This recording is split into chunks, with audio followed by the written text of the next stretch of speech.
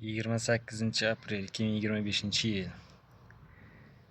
Bundan 8 kun oldin 20 aprel kuni mana shu Magnolia grandifloralarimizni ko'chatlarini baland emas, mana teplisiga ekkandik. Joyimizga ochiq joy. Tepasida sarafan yo'q teplisi. 2 marta buni orasiga suv qo'ydik. Mana barglari yangi o'sha chiqib issiqqa chidamli. Mana bargi adaptatsiya jarayonida kuygan. O'sha mana bular.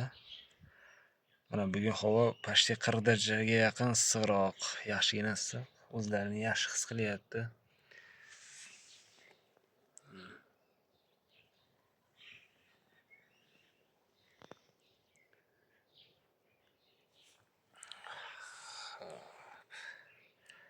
Sakkiz kun o'tibdi. Yo'qotishlar 1-2 bor. Endi bo'ladigan narsa. Joyimiz teplisamizni yarmi bo'sh turibdi. Bu yerda gartenziya tayyorlayapmiz. Iloji bo'lsa ana shu joyga 37 metr teplisani nimasi yarmi o'sha eni 7 metrlik teplisa 3,5 metrga Magnolia grandifloralarimizni ekdik. Qolganiga gartenziya ekamiz.